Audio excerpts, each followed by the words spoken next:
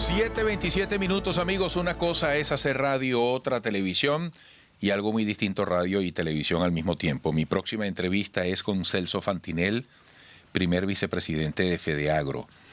Celso, buenos días, bienvenido. Buen día, Eduardo. Un saludo a ti, a todo tu equipo y a tu radioescucha. Me encuentro aquí en la finca, Dios quiera no se vaya la luz, que los cortes son muy recurrentes, pero bueno, a tu orden.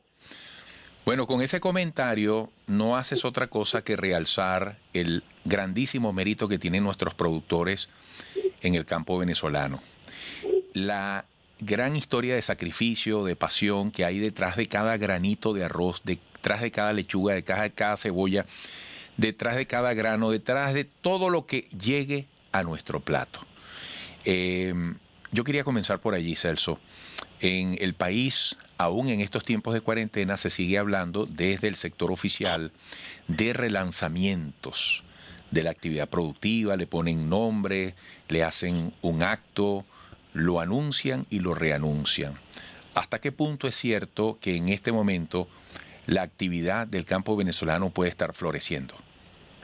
No, realmente hemos retrocedido y es una lástima, ¿no? Porque yo desde los 7 años, yo sé lo que es la actividad agrícola, gracias a mis padres, a mis tíos.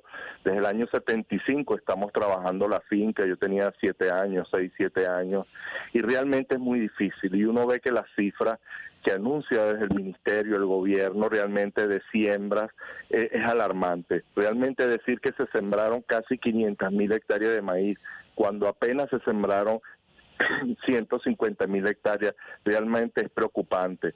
Luego ves el arroz igual, unas 78.000 hectáreas, y aquí se sembraron apenas 25.000.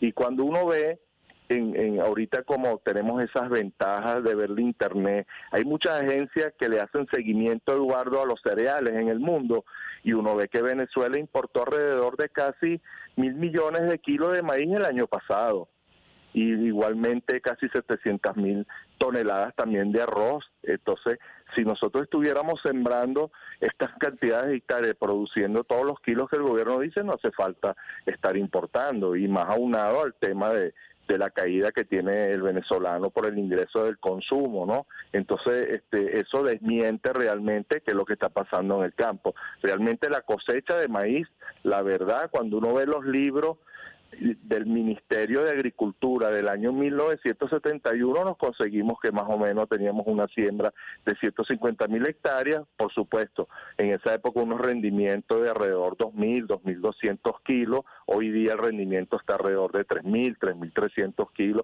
pudiéramos estar con mejores rendimientos, pudiéramos estar autoabasteciendo, pero todas las dificultades, no tenemos financiamiento, ahora el tema de los combustibles, bueno, y hablar del gas doméstico. Aquí hay pobladas que tienen 3 o 4 meses sin recibir una bombona de gas. Realmente la situación es dramática, es alarmante. Celso, yo sé que es un tema viejo, pero es un tema de efecto latente. Aquella agroisleña y esta agropatria. ¿Eso qué peso tiene en la actividad agraria del país?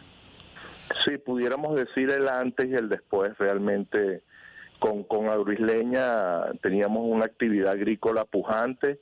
Realmente luego cuando roban agroisleña y entra agropatria, realmente el estatal agropatria, tal vez por 2 o 3 años, gozó de todo ese inventario, de toda esa fortaleza que tenía agroisleña y atendió a los productores, pero luego vino decayendo hasta llegar a estos últimos 2 o 3 años que prácticamente lo que vende es lástima, así dicen todos los productores, ya no atienden. El gobierno luego dirigió buena parte de los pocos insumos que tenía Agropatria a afectos a ellos, a algunos agroindustriales, prácticamente dejando a un lado a todos los productores, y el esfuerzo, Eduardo, porque hay que decirlo, el esfuerzo de siembra de este año, prácticamente el 95% es un esfuerzo privado, las asociaciones de FEDEAGRO, algunos privados fuera de FEDEAGRO, que logramos hacer caja, logramos importar algo de fertilizante, algo de semilla de maíz, insumos para arroz, para caña de azúcar, y esa poquita siembra es gracias a nuestro esfuerzo. Nosotros seguimos trabajando para todo el pueblo venezolano, eso sí, con muchas dificultades. ¿Cómo se mantiene en pie el productor agropecuario, el productor agrario, porque al final yo creo que hay una fusión entre el que cría, el que cultiva, pero aquellos que están de pie, ¿cómo lo logran? Porque la gente va al automercado y sigue estando allí la lechuga. La gente ve que el camión sigue llegando de manera heroica, porque además no hay combustible o es muy poco el acceso al combustible. Entonces, ¿qué es lo que hace posible que tú me digas, hoy estoy en la finca, espero que no se vaya la luz? Sí, lo que pasa es que cuando tú hablas con los ferieros, ¿verdad?, de la zona del Táchira, tal vez todos los martes o miércoles salían alrededor de unas 100 a 150 unidades cargadas con hortalizas y hoy día no salen más de 30 a 40. Esa es la realidad. El venezolano no tiene poder adquisitivo para comprar, realmente se está alimentando muy mal y esa es la radiografía. Y eso nos está pasando no solo en hortalizas, sino en cereales y en todos los cultivos. Vemos el café también, el gobierno está diciendo que tiene 220.000 hectáreas de café cuando no hay más de 100.000 hectáreas de café y apenas estamos produciendo entre 2 a 3 quintales por hectárea cuando deberíamos estar hasta en 12. Esa es la realidad, Eduardo. La realidad de nuestras unidades de producción es que si tú tenías 8 tractores, ahora tienes 4. Si tú tenías 4 sembradoras, ahora tienes 2. Y así va la actividad mermando y mermando hasta que llegará el día que vamos a tener que paralizarnos. Si aquí no ocurre un cambio realmente y que hagan políticas que favorezcan nuestra actividad, no solo la agrícola, sino la pecuaria, realmente vamos a depender aún más de las importaciones. Yo creo que estamos dependiendo alrededor de un 80% de las importaciones. Salarios de $1, $2 no le meten presión a los anaqueles, Eduardo, por eso uno no ve la presión que se veía hace 3 años atrás, que sí había escasez, porque el venezolano tenía un mayor poder adquisitivo, ¿no? Qué interesante como tú estás estableciendo una relación entre abastecimiento o disponibilidad de productos y la destacada merma en la capacidad de consumo de la gente. Yo conozco amigos que incluso están en el tema de la importación de alimentos y me dicen, Eduardo, yo no sé en el interior qué come la gente. Parece que en el interior del país se acentúa mucho más la crisis en la capacidad de consumo. ¿Tú estás de acuerdo con eso? Sí, se nota muchísimo, siempre lo digo. Caracas y el tema de los bodegones, igual el suministro de gasolina, no tienen nada que ver con lo que uno ve en el interior del país. Son dos países, ¿no? 2 o más países distintos.